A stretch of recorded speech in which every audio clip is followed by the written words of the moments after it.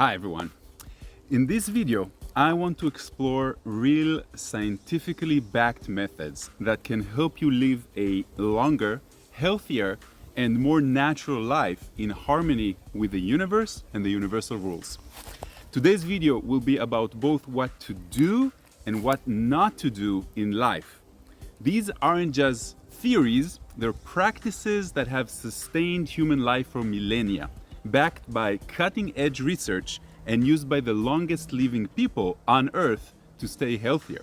I'm going to be talking about caloric restriction, optimizing sleep patterns, and the documented behaviors of people that outlive everyone else. So, of course, the only real scientific backed method of extending life right now is through caloric restriction. And let's talk about some research in the field and how it actually works in our bodies. Now, caloric restriction has been investigated in research for many years. And what does that actually mean? They created an experiment that is going to explain quite a lot about it. So imagine you have any mammal, a rat, a human being, a monkey, and you're going to take two groups of these mammals.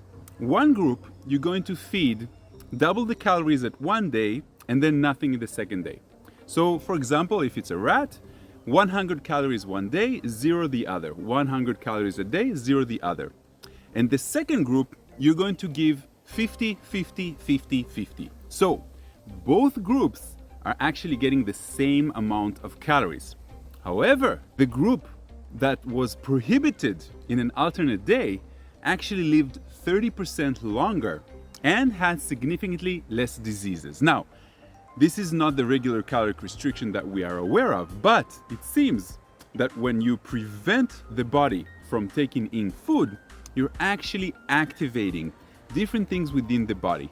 You're actually creating some sort of mild stress on the system, which produces different types of hormones and activates different parts of the DNA, which make the body become more efficient and more productive in the ways that it uses its energy. So, same amount of calories, different way of taking in those calories. That is one of the ways that caloric restriction actually works. Generally speaking, it's obvious that people who weigh less will live longer. This is because they have better blood pressure, better blood cholesterol, and blood glucose levels. So when we get the body used to being on less, the body adjusts to it and starts cleaning out itself by itself.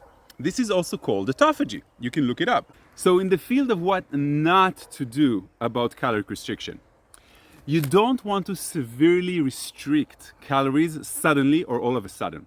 That will actually cause a rebound and binging. You want to build up that tolerance.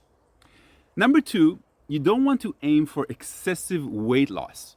You want to aim for lifelong goals of eating less. It's easier to cut a whole meal than to eat less in every meal. They did different interviews on centurions, people who live way beyond the age of 100. And they found a few things that they have in common. The first thing that they had in common is that they don't sleep much. The second thing that they have in common, which is like the Japanese trait of eating until you're not full.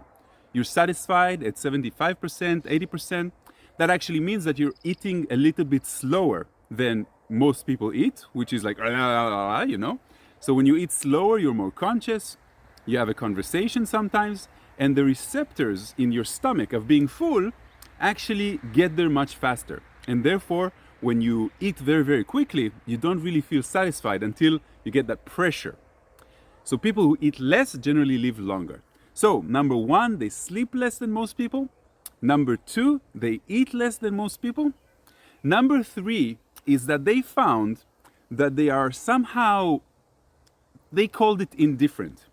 So these people lived through World War I, they lived through World War II, they had all the drama and all the stress in the world. They've seen pretty much everything that you can think about. So they don't take life as seriously as most people do today, especially the younger generation, you know, that it's more about the drama and it's about the stress and it's about the suffering that make out of life that is going to have the dramas anyway. So it's about our perspective. So what we can learn from these people that have lived way beyond 100 is that we need to take life very easily. It's all about the perspective of our life. It's how we perceive it. It's the story that we tell ourselves.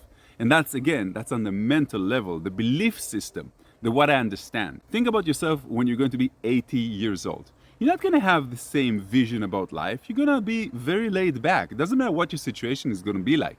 You already had the kids, you had the worries, you're already in a pension, you know? So think about, can you get that type of attitude towards life, but now, when you're young and a little bit happier, even though we have stresses and dramas and things like that in our life. Again, there are people in this life that have much more suffering. So we should be grateful for what we actually have and be always on the lookout for things to be appreciative of. Another thing is healthier, longer, and more connected to life and to the universe is the breath longevity connection. Let me give you some examples from nature. Tortoises breathe approximately 4 breaths per minute, and they live up to 150 years old. Whales, they breathe 4 to 6 breaths a minute, and they live to be over 100 years old. Human beings breathe between 15 and 18 breaths. They live to 60 to 80. I only take about 5 to 8 breaths a minute.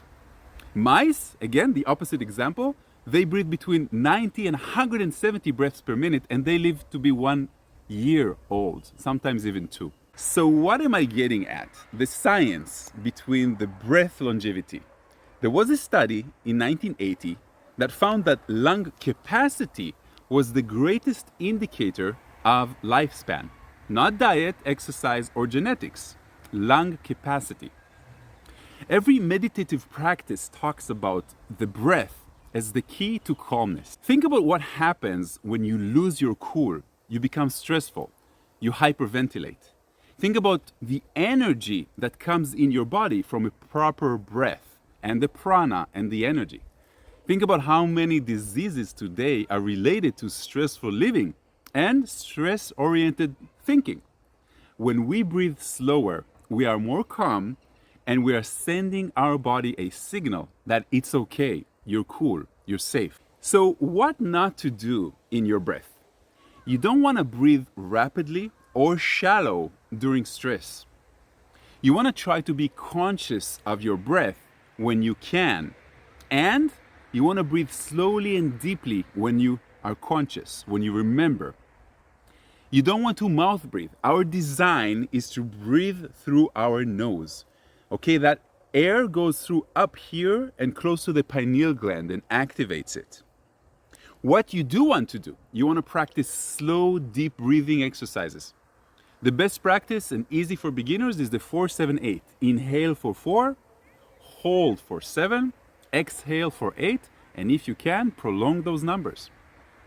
Now, I want to talk about stress, which is the hidden epidemic and today's #1 killer, especially in these years. And also studies show that nearly 50%, there's an increase of 50% risk of early death due to chronic stress and depression, especially these years again. More and more people feel so stressed that they're overwhelmed or unable to cope with life. 1/4 of Americans right now are on antidepressants. That's crazy. Stress kills because it leads to cardiac death, heart diseases, stroke, obesity, and diabetes, and it creates a cascade of harmful hormonal changes in the body. So, what not to do? You don't want to ignore the stress signals in your life. You don't want to abuse, okay? You can consume alcohol, drugs, or food, but you don't want to abuse alcohol, drugs, or food to cope with stress as a coping mechanism. You don't want to isolate yourself when you are stressed. Quite the opposite. You want to surround yourself with friends and family. People are like magic. Sometimes they can be your friend, especially when you're suffering. What can you do? You want to engage in stress-relieving hobbies. It will improve energy levels, productivity, and your confidence. You want to spend time outdoors, away from work, in nature, and take long walks by yourself, okay? Because that will align you with your higher guidance. without your phone, without music. Just walk. You will see you come back, clean mind, clean energy. Now, I want to talk about what Seth has taught us in the 70s, which is basically that like people need to eat a few times a day, sleeping patterns work the same way, in a way that a daily power nap or a strong meditation would bring about greater intuition, youthfulness, and health. I want to give you some historical context before. So, before artificial light, people naturally practiced 2-time-a-day sleep. You know, the Spanish word is siesta. It's a remnant of this natural pattern that still exists in some places in the world. This has actually changed due to the Industrial Revolution. Factory owners and managers wanted continuous productivity, so they eliminated the natural rest period at noon, and we lost our connection to natural rhythms of life. Look at your pets, how they rest throughout the day, naturally. And modern science confirms the benefits.